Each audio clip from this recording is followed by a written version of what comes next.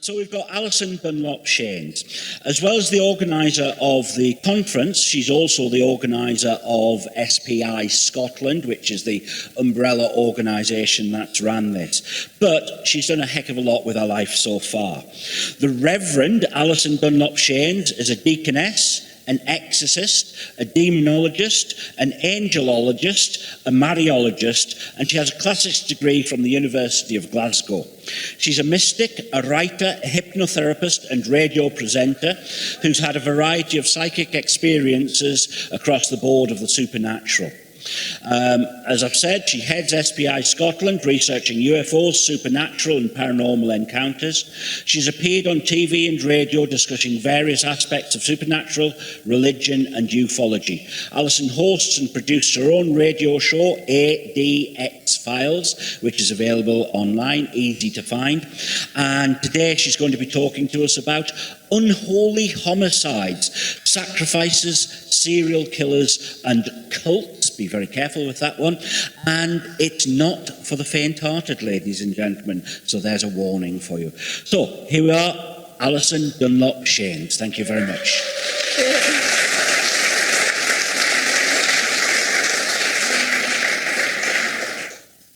Good morning. Many people find crime podcasts, TV programmes, films, talks like this an irresistible temptation. But why is that? Is it simply morbid fascination? Well, quite simply, we want to know what to do to avoid being killed. We deal with dangerous minds by learning about them in a safe environment, like a horror film or documentaries. And this behaviour is evident in animals too. The zebra watches the lion to determine its behaviour in order not to be eaten. Serial killers are linked with antisocial, narcissistic, paranoid personality disorders, sadistic personality disorders, and violence. Social, behavioural, and neuroscience research says that childhood abuse, neglect or abandonment, exposure to domestic violence, brain injury, all these can cause things such as chronic aggression, poor behavioural controls, dissociation, lack of empathy, attachment issues, self-centeredness, and manipulativeness. How much danger is there really? The demographics for serial killers show that there are about 10 per 100 million people. So there are about 7 to 9 active serial killers in Britain right now. Writer Antonio Mendoza reckons at least 4 operate along an M6 corridor from Birmingham to Liverpool. And he's also convinced that there's a serial killer roaming around Dublin. Mendoza even believes that one serial killer could be responsible for the deaths of several prostitutes in Glasgow, 7 of whom have been murdered since 1991. In the US, the FBI have admitted that serial killing has reached almost epidemic proportion, with between 35 and 50 killers currently on the loose.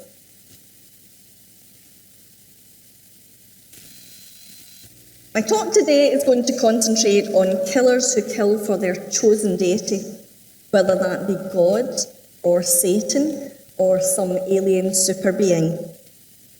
People may kill convinced that they're acting out the wishes of their chosen deity, with their victims being offered as a sacrifice.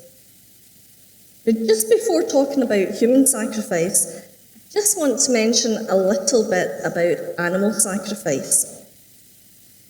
Because often animal murder and mutilation are signs that a killer is in training.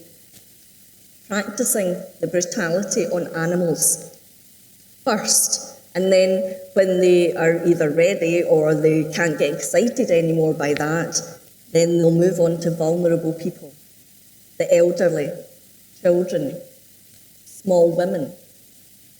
In other words, easy prey. Historically, there's been a global reign of terror on animals. It goes unprotested unless it's a family pet. For example, in the series Don't Fuck with Cats, which highlights any animal killing and mutilations should be taken extremely seriously. It's much more likely to be either one individual or a cult. In 2019, 5 cows were found drained of blood in Oregon, with their sex organs and tongues removed. The vice president of that ranch that owned them believed that it was the work of a cult. You'll notice that I've kept out all the nasty photographs. The devil, unsurprisingly, sometimes plays a role as the recipient of many sacrifices. Jeffrey Dahmer was born into a devout family of the Churches of Christ. And he was an active churchgoer, and then he renounced his religion. But he was obsessed with The Exorcist III and The Return of the Jedi, channeling the evil and corrupt emperor and the demon. He imagined himself in the role of Satan, and when he was caught, he said that he was the devil. He even wore yellow contact lenses before he murdered, like the demon in The Exorcist III. It made him feel more powerful. The Incas of Peru practiced human sacrifice, and children in particular were pure and pleasing to the gods. In one tradition, girls lived a life of consecrated virginity, prayer, austerity, and sacred weaving under the guidance of a priestess. It was the highest honour that a girl could have, except for one thing. Each year, several girls were selected for human sacrifice. They were given lavish honours beforehand, and thankfully, they were completely intoxicated and hopefully unconscious before having their throats slit. The Incas were converted to Christianity when the Spanish invaded in 1532. Human sacrifice was forbidden by both church and state. Officially, the practice ended. Officially. The descendants of the Incas are the Aymara. In 1986, the body of Clemente Limache was found in a hollowed-out rock in the foothills of Mount Santa Barbara in Peru. The local Aymara community recognised signs of ritual sacrifice. He'd been drained of blood and he'd been decapitated. Now, please forgive the artistic licence here, but I don't have a photograph of either Clemente Limache or the man responsible for his death, Maximo Coa. Coa was a shaman who had a reputation for working with the devil, and he'd been cast out of his own community because of rumours that he was involved with human sacrifice. When the bodies of Herminia Alave and her infant daughter were found, Maximo Coa eventually confessed to the double sacrificial murder, saying that he wanted to pay the devil in return for personal prosperity. He was rumoured to be working for the local mafia, and he admitted to carrying out ritual killings for 3 of the most successful and rich men in the area. Coa was sentenced to 6 years, after which he continued his career as a ritual killer for hire throughout the 1980s. And he killed another 7 people at least. On the peaks of the Andes in Bolivia, next door to Peru, Easter celebrations culminate in La Diabla, a dance where the dancers are dressed like devils, surrounding El Tío, the mountain god, recast as Lucifer. In this part of the Andes, bodies of sacrificed humans are often found. One magistrate said that it was a regular occurrence, and the bodies showed sign of diabolical rituals as offerings to the devil in exchange for wealth. On August the 5th, 2022, Victor Alvarez, a 30-year-old tourist guide, passed out drunk at the Mother Earth Festival in El Alto, Bolivia. He was buried alive. The next day, he managed to break out of his buried coffin to find himself 50 miles away from the festival. Alvarez claimed that he was used as a sacrifice to Mother Earth. These disappearances, these murders, are rarely reported. It's partly due to lack of belief, and it's partly because they can't afford to pay the relevant authorities in a murder case. In Malawi, East Africa, adults and children with albinism are often abducted and killed. Their body parts are used for witchcraft. In South Africa, muti killings have the same purpose, with body parts used for medicine and witchcraft. In 2001, the torso of an African boy was found in the Thames, wearing orange shorts. Investigators named him Adam. Experts have linked Adam's death to muti killings and say that he was ritually dismembered. Adam's DNA placed him as being from somewhere near Benin City in southern Nigeria. And forensic information gave more credibility to the theory that this murder was tied to the Yoruban religion in Nigeria. Some think that it was an offering to the river goddess Oshun, a deity associated with water and fertility. In 2002, social workers in Glasgow, worried about the safety of two African girls, decided to take the girls into care. Their mother, Joyce Osajide, had bizarre ritualistic objects in her home, and she spoke of the cult black coat eyes of the devil guru Maharaj. She said her estranged husband was involved in child sacrifices. Clothes were found with the Kids and Company labels and in the same size as Adam's orange shorts. Joyce was arrested, and it transpired that she was from Benin City, where she had been looking after the boy. She said that she gave him to a man in Germany, but she didn't know what happened to him there. And sadly, we still don't know the full story. She was sent back to Africa.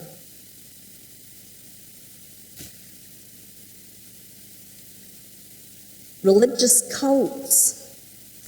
1500s to 1830 in India, the Kali goddess cult brutally sacrificed people for 600 years. 4,500 cultists were convicted of various crimes between 1830 and 1848. At least 110 were sentenced to death. They'd murdered an estimated 40,000 people in 1812 alone. This is Thug Beram, and he was a Kali devotee, but he also had his own cult, and they were called the Thuggees, and they killed 931 victims he killed in his cult. This is where we get the word thug from in English.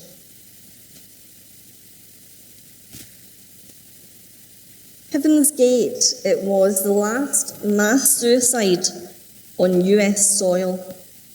It was a cult that combined New Age beliefs about aliens, UFOs, and Christianity. And it's classified as a UFO religion.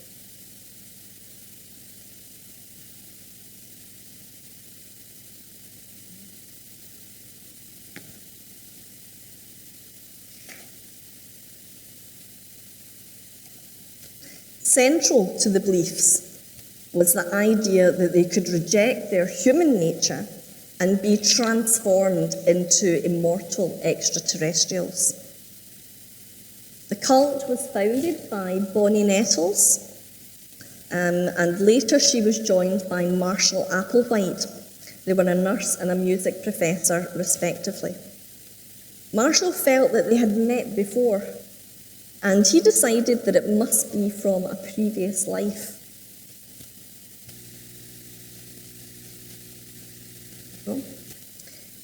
Bonnie told him their meeting had been foretold to her by extraterrestrials and that he had a divine mission. They identified themselves as extraterrestrials, and they identified themselves as the two witnesses in Revelations chapter 11 of the New Testament.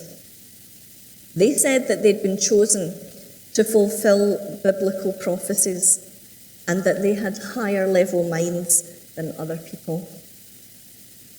Bonnie Nettles passed away in the 80s, and Applewhite continued leading the group on his own. By 1976, there were 39 committed members, including Applewhite, who believed that God was an alien, that the end times were coming, and that Applewhite was the second coming of Jesus Christ. They left their families, they gave the cult all their money, rejected all sexual acts, fasted, and the men were castrated.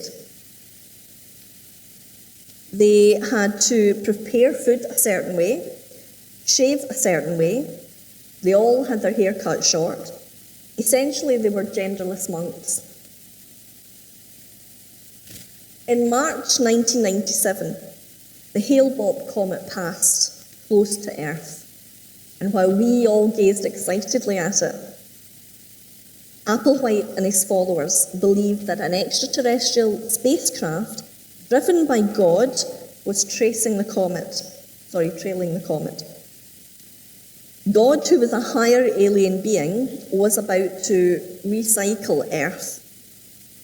And by shaking off their earthly bodies, they could ascend and get a one-way ticket to heaven on the spacecraft. On that fateful day, having recorded cheery goodbye video, 39 cult members took their own lives. They had eaten barbiturate-laced applesauce and drank vodka, after which they lay down in their beds, placed plastic bags over their heads, and covered their bodies with large purple cloths. The mass suicide took place over 3 days, in which groups of members would assist other groups of members with their deaths.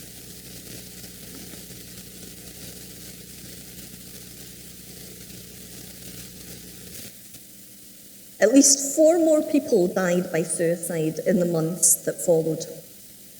And followers, there are still followers, still believe that the mothership is drawing ever closer to take them to the stars. You might have read about this case recently. It's been in the papers and the news. Laurie Vallow was raised in a Mormon home. She had met Chad Daybell, a local pastor from a splinter group, with her beliefs changing quite dramatically after that. And this splinter church was obsessed with the end of times. The pastor promoted the idea of zombies and demons who must be destroyed. He also told her that she was an extremely powerful woman and that zombies and demons were everywhere. And it was their job to cast them out.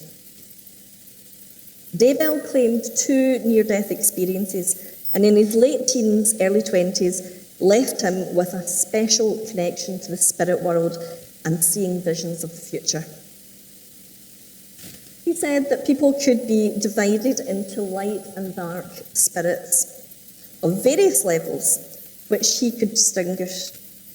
He then he sent Laurie a document with a list of all her friends and family who were either light or dark spirits, and they were graded by the level of danger that they represented to the community. Her daughter, Ty Lee, he said, was a 4.1 D. D meant she was a dark spirit. Dark spirits, according to Chad, were zombies. The only way to free their spirit is to kill them. He said there were 20,000 zombies roaming around. He also told a friend, "I don't think my plan can move forward until the spouses are dead."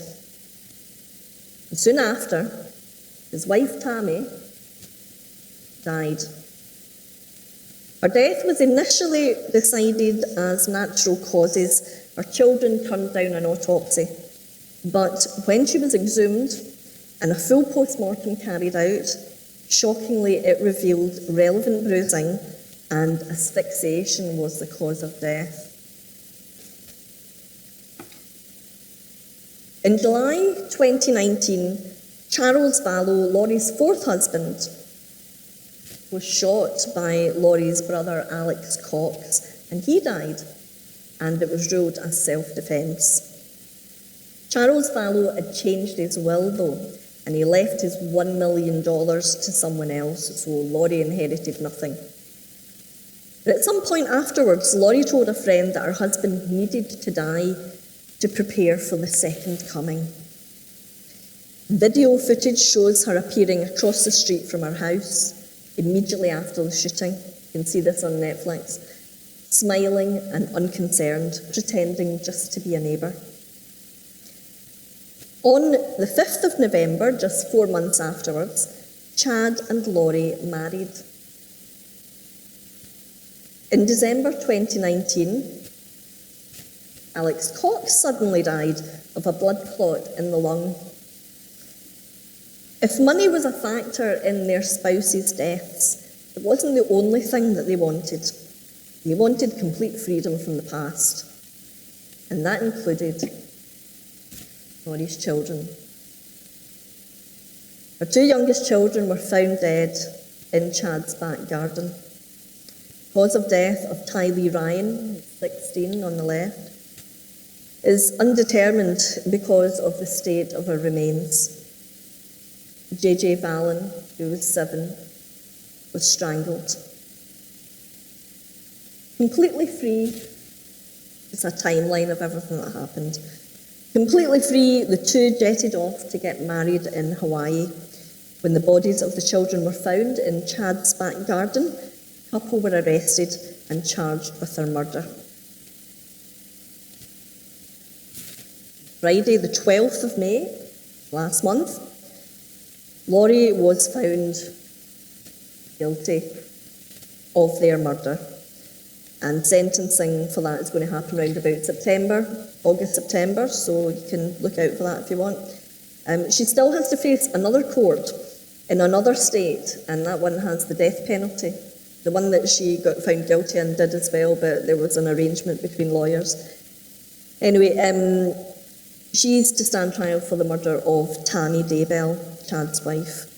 And Chad's trial, I think, is going to take place next summer. So moving on to serial killers. What's the time there? I can't see. Okay.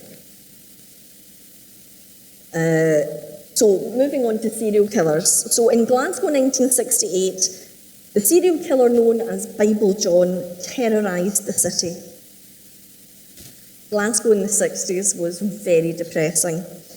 There were high rates of unemployment, poverty, alcoholism and crime.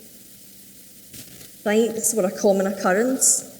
This one was caused by Catholic Protestant sectarianism that's haunted the city for a long time. Glasgow during the 60s was the murder capital of Britain. And it was in this dark and gloomy chapter of the city that one of the most notorious murderers emerged.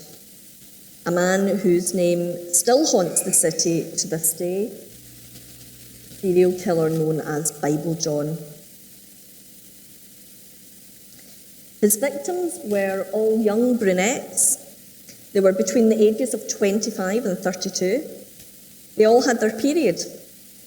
And historically, menstruating women are often viewed as dangerous or to be avoided.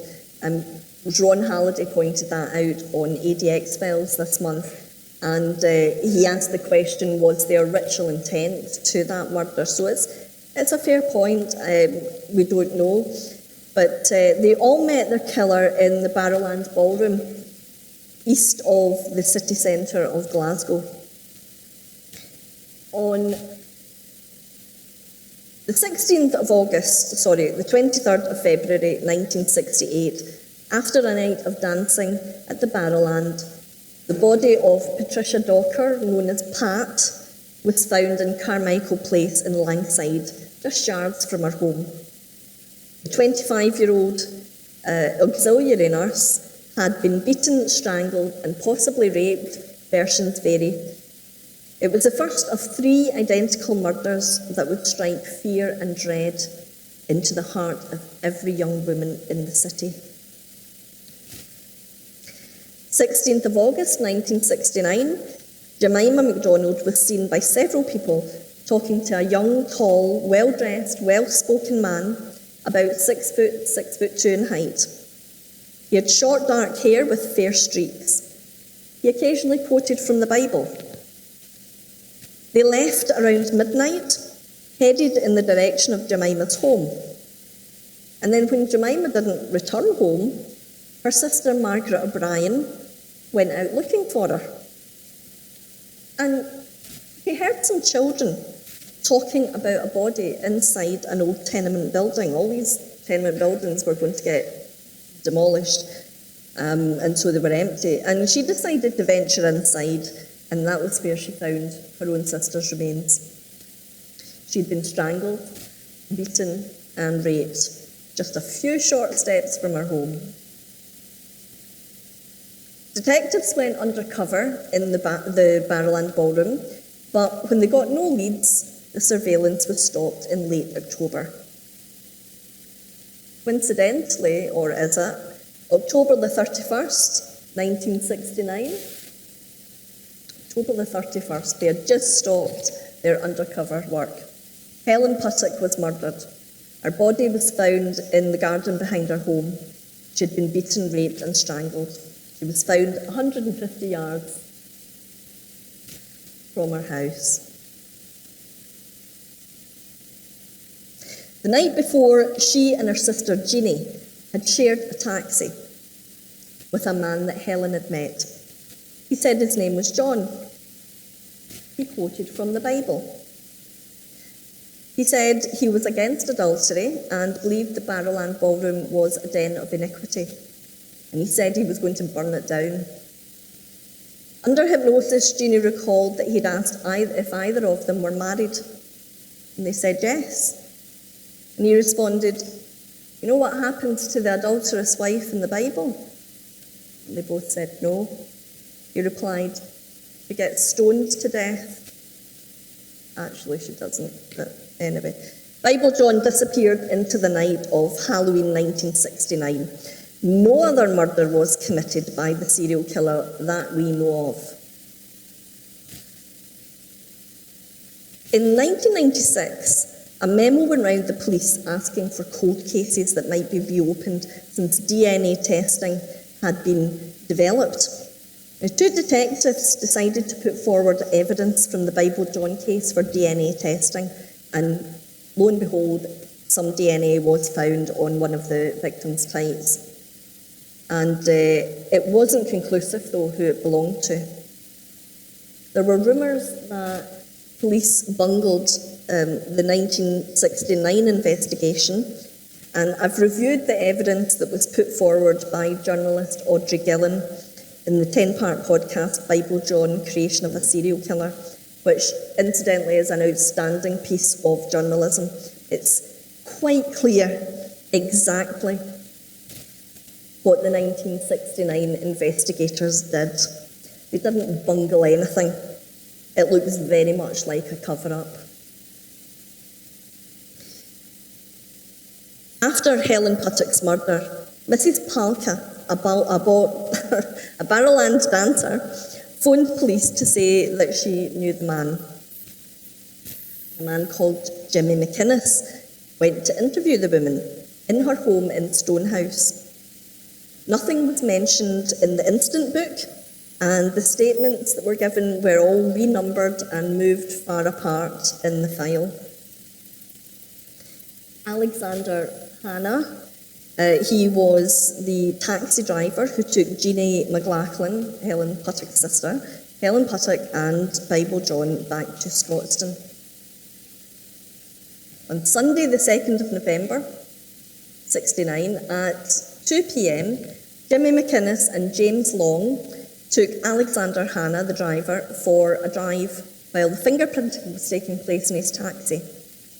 And they went along the route that he'd taken the night that Bible John was in the taxi. The result of the fingerprinting were negative. A Glasgow taxi with no fingerprints. You ever been in a Glasgow taxi? It seems very unlikely. Now, Joe Beattie was in charge of the investigation, and 3 others went out to Stonehouse to take statements on the morning of the 2nd of November. On the 2nd of November, the same day, at 2 p.m, an identification parade was held with Jeannie, Helen Puttock's sister, and she never identified anyone in the parade. Alexander Hanna, as I said, he was with the police at the exact same time, and he was never asked to go to any identification parade, nor, in fact, was he ever asked to go to any identification parade. A man named John Irvin McInnes became of great interest in the investigation. He was a cousin of Jimmy McInnes, one of the investigators in the 1969 team. John McInnes, at that time, was being held in Hamilton Police Station, nowhere near Partick where the identification parade was happening. Why he was in custody, we don't know. But Jeannie, she never set eyes on him. He wasn't in the parade. And to add to that mystery, there's no record of that parade ever having taken place. We know it did, because Tam and Len, who were 2 of John Irvin McInnes's work colleagues, they were pulled in to stand in the lineup because a car from Moylan's was at one of the crime scenes, and that's where John Irvin McInnes and the other 2 worked. Despite having John Irvin McInnes in custody, the detectives never asked his co-workers anything about him. Now, Jimmy revealed that relatives of his had been living in Glasgow city centre at the time of Helen Puttock's murder. On the night of her murder, go back to this picture, a man was seen running down Dumbarton Road. Here. And he caught a bus down at the bottom of Dumbarton Road. The bus driver and the conductor said that this man was dishevelled. It looked like he'd been in a fight. He took the bus a short distance and he got off just before Charing Cross. Off round about there.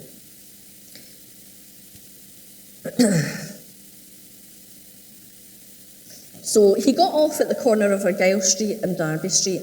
So a 2-minute walk away was 204. Oh, wrong one. 204 Barclay Street. And that was where, surprise, surprise, William and Janet McInnes lived, John Irvin McInnes's aunt and uncle. And John sometimes stayed there if he'd missed the last bus back to Lanarkshire. Now, despite it being routine door-to-door inquiries, routine door-to-door inquiries, Joe Beattie refused to allow his team to do any. Why? He also stopped the team from going to speak with the bouncers at the Barrowland Ballroom. All perfectly routine inquiries. So why was Joe Beattie prevented from doing his job? Preventing his colleagues from doing their job? The bite marks on Helen and the Moylan's card found near her body were unknown by most of the original investigators. The name John Irvin McInnes was only known by a select few like Jimmy McInnes and Joe Beattie, who were police partners and had been best friends for years. Now, the 96 team decided to put the black and white photo, this black and white photo, in a card, the 11 other black and white photos of men with a similar height and build. And they took those photos to the taxi driver, and they asked if he could pick out the man who was in the cab with Helen and Jean. Immediately he said, "That's the man there." And he pointed to John Irvin McInnes. The 96 team then showed the photos to the bouncer who'd been involved in the altercation with Helen, Jean, and the man who was with her. The bouncer immediately picked out John Irvin McInnes. And in showing that evidence to the Procurator Fiscal, the 96 team were told that if that man was alive today, I'd give you a warrant for his apprehension. Jean said that there was a resemblance to the man in the taxi, but by that time she'd seen loads of photographs with men who resembled this man. She just couldn't be sure. The 96 team confronted Joe Beattie with the evidence, and they asked if he knew John Irvin McInnes and if he had helped to cover up what he'd done. Through tears, Joe shook his head. The 96 team left, but they said, "We just knew." That is, they knew that Joe Beattie had helped in the cover-up. Now, all that can be said about John Irvin McInnes was that he was the man in the taxi. If we're to believe the taxi driver and the bouncer at the Barrowland, there's no actual evidence of his involvement in the murder of Helen Puttock or the other women. DNA didn't rule him out, it just didn't rule him in. It came back inconclusive, as I said. Now, we know a little bit about John Irvin McInnes from the villagers of Stonehouse and from his friends.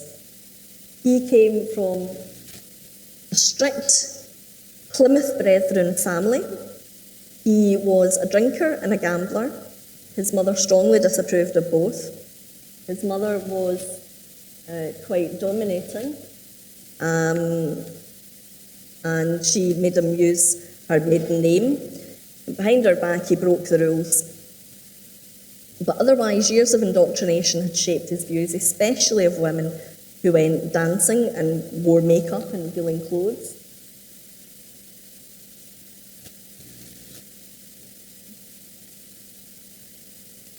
He thought that women should be at home with children.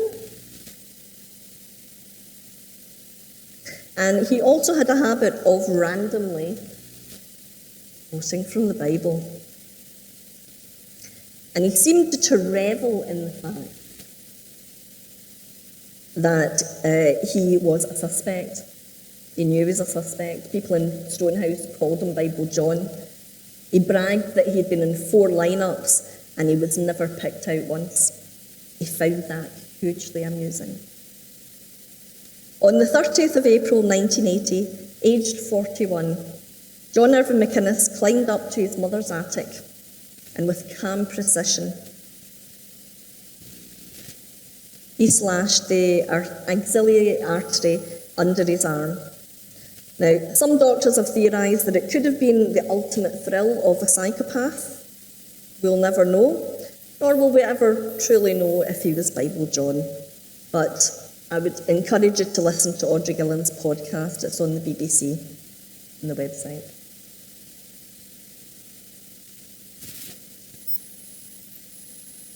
David Berkowitz is a serial killer, the son of Sam Case, you might have heard.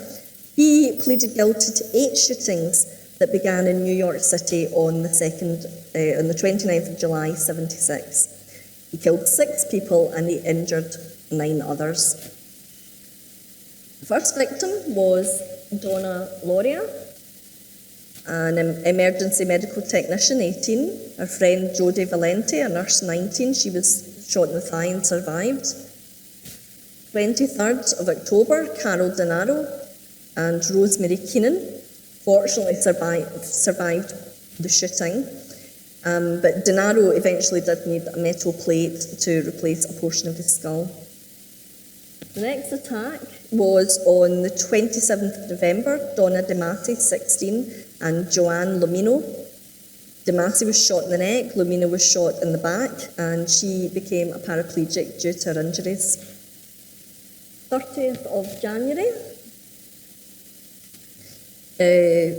Christine Freund, 26, and John DL. John survived, unfortunately, Christine did not.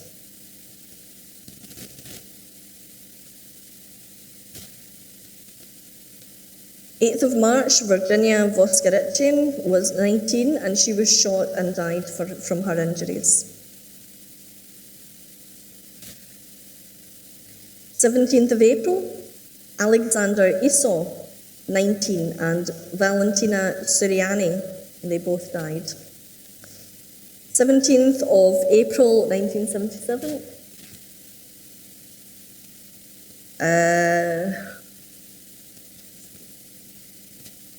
26th of June, 1977. Judy Placido, 17, and Sal Lupo, fortunately both survived. 31st of July, Stacey Moskowitz, 19, and Robert Violante, 20. Stacey died as the last victim, and Robert survived. Now, Berkowitz was arrested on the 10th of August, 77, and that was really fortunate for One Hamptons nightclub, because according to Time magazine, Berkowitz was planning to kill attendees with a semi-automatic rifle that night. Letters to police and a lead reporter suggested there was some kind of demonic reason behind the killing. Berkowitz was caught when an investigator looked through the summons book, a book that records misdemeanours, and he found the name David Berkowitz from Yonkers, who had received a parking ticket the night a couple were shot. When he was arrested, apart from saying to them, what took you so long, he also said that Sam was a 6,000-year-old being who was talking to him through his neighbour's dog, and Sam wanted him to kill. He later said that he made that up.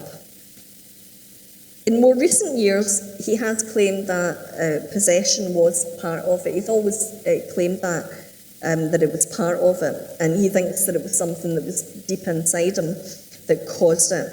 And that might back up the neurological explanation of possession. Or perhaps whatever possessed him, if he was possessed, left him after he was of no use to it. There are some red flags from his childhood. He was a spoiled bully who set fires, harmed animals, and destroyed property. His adoptive mother, who he was very attached to, and she died when he was 14. He was so jealous of her pet parakeet that he poisoned it.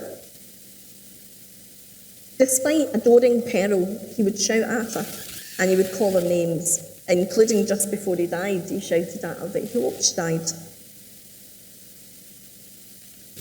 In 77, what's the time now? 4 minutes? Okay, I'll have to do this really quickly. Because there is a documentary called The Sons of Sam documentary. He went into the army there, and he was discharged. And within a year of learning, he learned that he had been adopted, and he learned who his real mother was. She told him she'd had an affair, and the man didn't want her to have the baby, and that's why she had to give him up. Within a year of learning that, that's when he started killing. In the Son of Sam's documentary, this guy, Maury Terry, a reporter, thought that there was more than one person involved in the murders. And he pointed out that Berkowitz looked completely different in all these photo sketches. Eventually he found the name John Wheat Carr, and this was one of the neighbours of David Berkowitz. It was his son. The neighbour was called Sam, and he realised then that John Wheaties had been in the Son of Sam letter that was sent to journalist Jimmy Breslin. There they are. He thought that these looked quite alike. I would probably agree. Police sketches are not like 100% like a photograph, but it's not bad. And that's his brother, Michael Carr. So there's another one with kind of curly hair that looked a bit like him.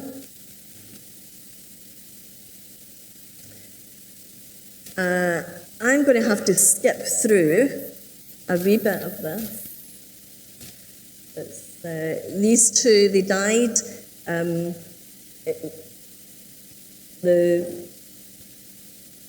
Died in 76, just not long after David Berkowitz was arrested. He committed suicide. Michael Carr died in a car accident that seems to have been a bit questionable, you might say. 1999 interview with David Berkowitz discusses his conversion to Christianity, and he believes that there are evil satanic powers out there, whether you want to believe that or not. He maintained that he was heavily under the influence of these demonic forces, takes full responsibility for the murders. He's not going to apply for parole or anything, probably a wise move. But he says that demonic forces were at play because he was hearing demonic voices. Now, during that interview, in fact, it was revealed that 20 people had died who were involved with him on the Son of Sam case, and his answer to that was, the devil means business. So, I don't think I'm going to have time to do Richard Ramirez, the Night Stalker, but I'll try my best to get through it. He had a traumatised childhood. He was physically abused by his father. His father would go into fits of rage and hurt himself as well, and that was things that he'd learned from his father. This is his cousin Mike Ramirez. He was also a serial killer. He'd raped, murdered and dismembered women when he was in the Vietnam War. And he kind of took Richard under his wing, so to speak. He taught him how to fire guns. He taught him how to stay hidden at night. And at age 13, he saw Mike shoot his own wife and kill her. He moved to California when he was 22. He began to use cocaine to fund the habit. He broke into houses, but he also murdered and raped and assaulted the unlucky house owners, and these are some of his victims. He developed a big interest in the occult and Satanism, and surviving victims were forced to promise that they loved Satan or to swear on Satan that there were no more valuables in the house. In court, he held up his hand and he had the pentagram on it, and he said, "Hail Satan." He said that Satan was a stabilising force in his life that motivated him into doing things. And just very quickly before I just read out my conclusion, the witnesses talked of Ramirez's dark, sinister eyes. They called his inhuman presence, and they often likened him to a monster. It's noticed that serial killers' eyes do appear to go black when they're recollecting their murders, and that's likely connected to pupil dilation when the killer is excited or aroused. But also possession, schizophrenia and psychosis have the same feature. It only takes one child whose mind is twisted through neglect, abandonment, or abuse. And then add in a genetic predisposition, or a head injury, or a psychiatric illness. Add drugs, add alcohol to the mix, and you've got the basic ingredient for a time bomb waiting to explode. I was shocked to learn that there are 2,654 abused or neglected children on the Child Protection Register in Scotland alone. The first sign there's a serious problem: withdrawal, bullying, violence, and animal abuse. Immanuel Kant said, "We can judge the heart of a man by his treatment of animals." Never were truer words spoken. Education, tackling poverty, creating a more caring and compassionate society. These all seem like logical solutions, and even with all these things in place, sometimes the devil still wins. Some recommended reading. I think I'm probably done. This law, I didn't have time to add in anything about deadly cults, but it's a show that's on Amazon Prime, and it's definitely worth watching. The Devil You Know is another one I had to take out for time, so that's on Channel 4, but it's worth watching too. So thank you.